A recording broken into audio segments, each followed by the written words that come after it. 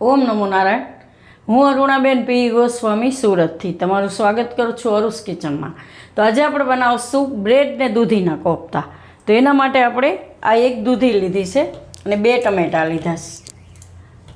આની આપણે ગ્રેવી બનાવશું અને બ્રેડના આપણે કોફતા બનાવશું. તો આપણે આ બ્રેડ લીધી 8 નંગ જેટલી અને લીલા ધાણા આપણે 2 રીતે લીધા છે. આ આપણે દાંઠિયા હાથે લીધા છે અને બાફવામાં નાખશું ને આ આપણે કોફતામાં નાખીશું.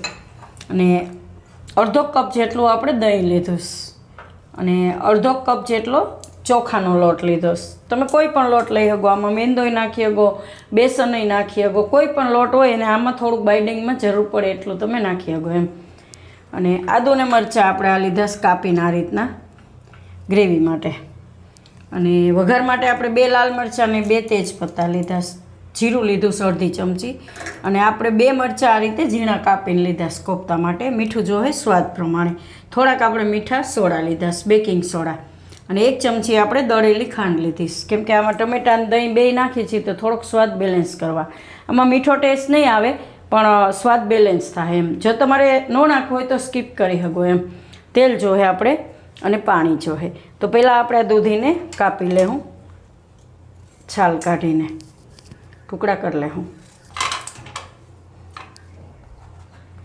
એકદમ સરસ પોચી દૂધી છે, સોફ્ટ. તો છાલ કાઢીને આના ટુકડા કરી લેવું. તો દૂધી આપણે કાપી લીધીશ ને ટમેટાય કાપી લીધા આ રીતે મોટા. તો આને બધે આપણે કુકરમાં નાખીશું. આ દૂધી ને ટમેટા તો થોડાક મોટા સુધારો તો હાલે, આને આપણે બાફવાનું છે એટલે આમાં આપણે આદુ ને મરચાં અને લીલા ધાણા, થોડુંક આપણે મીઠું નાખીશું અને પાણી. તો પાણી આપણે બહુ વધારે નહીં નાખીએ કેમ કે આ પાણી આપણે વાપરવાનું છે. એટલે આ રીતે ખાલી સેજ અમથું પાણી નાખવાનું, આટલું જ. દૂધીને બુડે એ રીતનું છે એમ, બહુ વધારે નહીં, આટલું જ આપણે પાણી જોઈએ. તો આની જ આપણે ગ્રેવી બનાવવાની છે એટલે તો આને આપણે બાફવા મૂકીશું. ગેસ ચાલુ કરીશું અને કુકરનું ઢાંકણું બંધ કરી દેવું.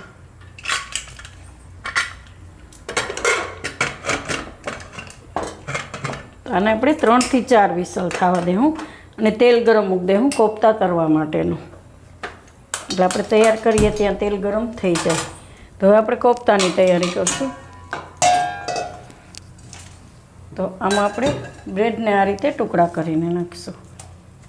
તો કિનારી કાઢવાની જરૂર નથી, એમને કિનારી હારે જ આપણે નાખી દેવું એમ કે કિનારી એકદમ આમાં પલળી જાય સરસ. તો બધી બ્રેડ આ રીતે ટુકડા કરી નાખવાના.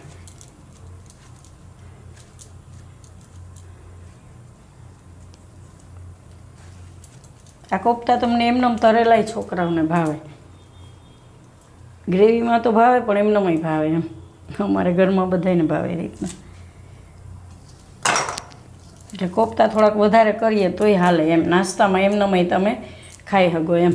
થોડાક રાખી દીધા હોય તો એમ લાગે સાંજે ભૂખ લાગી છે તો ખાઈ શકો રોંઢે. તમે રોંઢો કરે એમ કે ને. અને હા, અને આને તમે રાતે બનાવી શકો ને બપોરે બનાવી શકો, કોઈ પણ ટાઈમે ડિનરમાંય બનાવી શકો. કોઈ મહેમાન આવ્યા હોય તો એ રીતે કંઈક નવીન શાક કરવું હોય તો એ રીતે તમે બનાવી શકો એમ. તો આ રીતે બ્રેડનો ભૂકો કરી નાખ્યો. હવે લીલા મરચાં નાખી દઉં આમાં. તો તમે તમારા ટેસ્ટ પ્રમાણે નાખી શકો મરચાં, એ મીઠું સ્વાદ પ્રમાણે. અને દહીં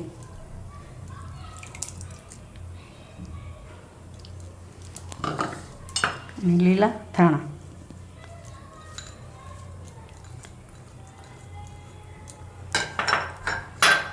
જરૂર પડે એ પ્રમાણે પાણી નાખવાનું. અને ચોખાનો લોટ આપણે તો આપણે નોર્મલ ચમચી છે જે આપણે જમવામાં વાપરતા હોઈએ તો એ ચમચી ભરીને આપણે આ રીતે 2 થી 3 ચમચી નાખીશું આ રીતે. હવે આને આપણે મિક્સ કરી લઈશું. થોડીક ખાંડ નાખીશું ખટાશને બેલેન્સ કરવા. બાકી ગ્રેવીમાં નાખીશું, આમાં વધારે નહીં નાખીએ. અને આપણે મીઠા સોડા, બેકિંગ સોડા, થોડુંક તેલ, 2 ચમચી જેટલું. હવે આ બધું મિક્સ કરી લેવું. જે રીતે આપણે લોટ બાંધીએ એ જ રીતે એમ. જરૂર પડે તો પાણી નાખવાનું. એકદમ આ રીતે બ્રેડ પલળી જાય ને એકદમ આમ લોટની જેમ આ રીતે બાંધી લેવાનું. તો બધું આપણે આ રીતે મિક્સ કરી લેવું. જરૂર પડે તો થોડુંક હાથમાં તેલ લઈ અને નાખવાનું એમ. તેલ નહીં, સોરી, પાણી. તો હાથમાં પાણી લઈને થોડું થોડું લઈને નાખવાનું એમ. લગભગ તો દહીંમાં લોટ બંધાઈ જ જાય છે આ રીતનો, એકદમ પોચું થઈ જાય. પણ ચોખા હોય, ચોખાનો લોટ, એટલે એ થોડુંક પાણી પીએ એમ. એટલે જરૂર પડે તો નાખવાનું એમ, આ રીતનું. તો હજી સુધી આપણે આમાં પાણી નથી નાખ્યું. તો આની કિનારીએ એકદમ સરસ પોચી થઈ જાય આ રીતે. તો થોડુંક પાણી નાખશું હાથમાં આ રીતે, એકાદી ચમચી જેટલું. તો આ રીતે બાંધી અને આપણે તેલ ગરમ થાય ત્યાં સુધી આમાંથી વારી લેવું કોફતા. તો આ રીતે આપણે મીડિયમ સાઈઝના આ રીતના આપણે વારી લેવું બધાય.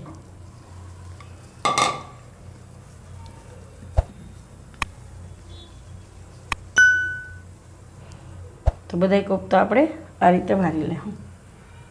તો આપણે થોડાક વારી લીધા છે એ રીતે 7-8 જેટલા. તો એકવાર તેલ ચેક કરી લેવું આપણે. થોડુંક નાખીને જોઈ લેવું કે તેલ આવી ગયું કે નહીં. તો તેલ આપણું ગરમ થઈ ગયું. ગેસ ધીમો કરી દેવું તેલ આવી જાય એટલે. આમાં આપણે તરી લેવું.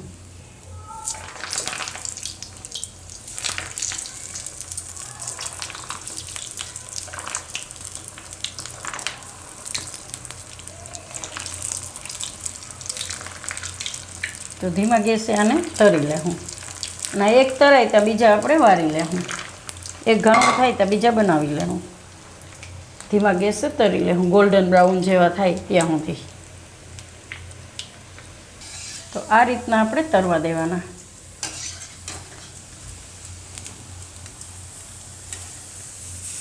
તો આને આપણે કાઢી લેવું.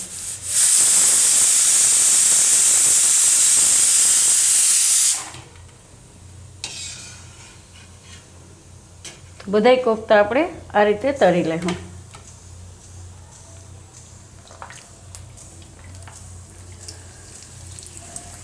તો કોફતા આપણે બધાય તરી લીધા છે આ રીતના. ઉપરથી કડક ને અંદરથી એકદમ સોફ્ટ છે ને. તો કુકરે આપણે ઉતારી લીધું. તો ખોલીને જોઈ લેવું આપણે. આ બધું બફાઈ ગયું સરસ. ટમેટાં, દૂધી, ધાણા, મરચાં, આદું બધું આનામાં કાઢી લેવું એટલે થોડુંક ઠંડુ થઈ જાય. આને આપણે પીસવાનું છે. આનું આ પાણી જ આપણે વાપરવાનું છે. તો થોડુંક આને ઠંડુ થવા દેવું. અને તમે બ્લેન્ડર મારીને કરવું હોય તો એમ નમય કરી શકો. બ્લેન્ડરમાં ગરમ ગરમ કરી શકો, પણ મિક્સરમાં થોડુંક ઠંડુ થવા દેવું પડે એમ. તો થોડુંક ઠંડુ કરી લેવું એને. તો આને આપણે થોડુંક ઠંડુ કરી લીધું છે આ રીતે. આ રીતે આપણે આંગળી અડીએ ને આંગળી હતપકીએ ને એ રીતનું.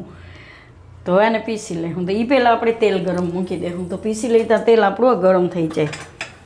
તો જેમાં આપણે બનાવવું એમાં કઢાઈ રાખી છે આપણે. તો આમાં આપણે જે તરેલું તેલ છે એ જ વાપરશું. આમાં ધાણાભાજી ઘણી બધી આવી છે એમ. તો 1-1.5 ચમચા જેટલું આપણે આ તેલ નાખશું. કેમ કે ગ્રેવી આવશે ને કોફતા આવશે. તમે તમારા હિસાબે ઓછું કરી શકો એમ. તો આને આપણે ગરમ થવા દેવું. થોડુંક ગરમ છે પછી ગરમ થાય ત્યાં સુધીમાં આપણે આને પીસી લેવું બધું. તો આ રીતે મિક્સર જારમાં લઈ લેવું. તો એકારે બધું આવે તો પીસી લેવાનું, નહીં તો 2 વાર એમ. પણ આપણે જાર મોટી છે તો બધું પીસાઈ જાય. તો બધું આપણે આમાં નાખી દેવું. જરૂર પડે તો થોડુંક ઠંડુ પાણી નાખી દેવાનું એમ.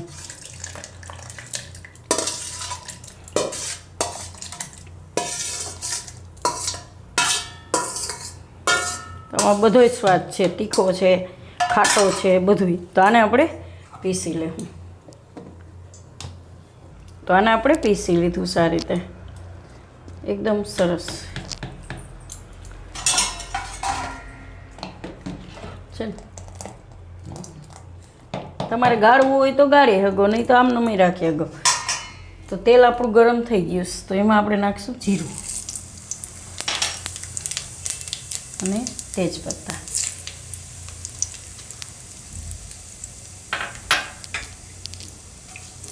ને મરચાં લાલ. પછી આપણે એમાં ગ્રેવી નાખી દઈશું.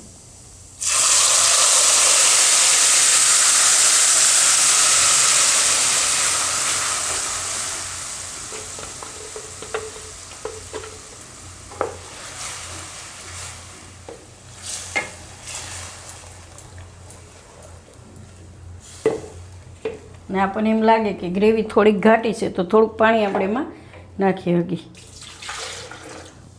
કેમ કે કોફતા આવશે એટલે એ ગ્રેવી પી ચાહે થોડીક, એટલે થોડુંક પાણી નાખીએ ને એટલે એ એકદમ અસલ થઈ જાય એમ.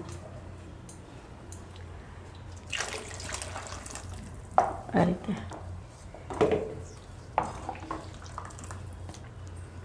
આમાં આપણે હવે થોડુંક મીઠું નાખી દેવું અને દળેલી થોડીક ખાંડ નાખશું.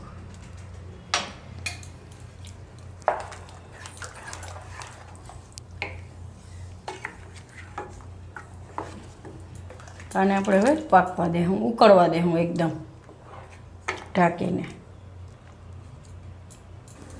તો આપણે એકદમ સરસ ઉકળી ગયું છે, આ રીતે ઉકળી જવું જોઈએ.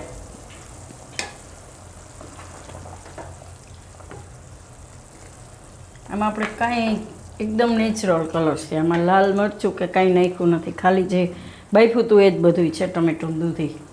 તો થોડાક આપણે એમાં લીલા ધાણા નાખી દેવું.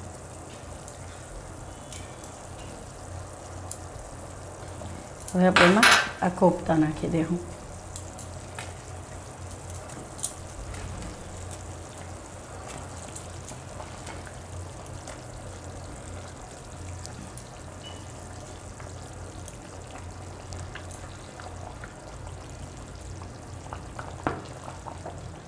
તો કોફતા નાખીને આપણે થોડીક વાર એને ઉકાળી લેવું. એટલે આ બ્રેડના કોફતા હે તો તરત પી જાય આ રસો. તો 2 મિનિટ માટે આને ઉકાળી લેવું. એમાં ધાણા છે એ નાખી દઈશું થોડાક. તો થોડીક વાર આને ઉકાળી લેવું આપણે. તો આને આપણે 3 મિનિટ પકાવી લીધું. તો આપણે આ કોફતા એકદમ સરસ આ રીતના થઈ જાય પોચા. અને આ ગરમ ગરમ છે તો આમાં અમારે હે તો એકદમ સરસ થઈ જાય, સોફ્ટ હે ને. જો આમને ભાંગી જાય એવું, અને અંદર રહે એટલે પાછું અંદર સુધી એકદમ સરસ થઈ જાય ગરમા ગરમ હોય એટલે. તો આ રીતના 2 થી 3 મિનિટ પકાવી લેવાના. તો ગેસ આપણે બંધ કરી દઈશું અને આપણે સર્વ કરશું. એકદમ ટેસ્ટી લાગે છે ખાવામાં. અને તમે ભાત આયરે ખાઈ હગો, રોટલી પરોઠા કોઈ પણ આયરે એમ.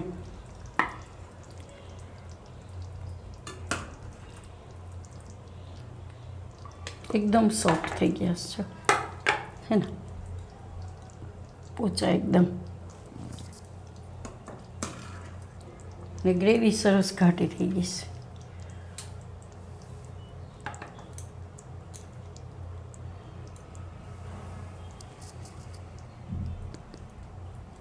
તો આમાં આપણે ખાંડ થોડીક જ નાખીશ એટલે એનાથી મીઠો ટેસ્ટ નહીં આવે પણ સ્વાદ બેલેન્સ થાય એમ. તો થોડાક આપણે લીલા ધાણા રાખશું ગાર્નિશ માટે.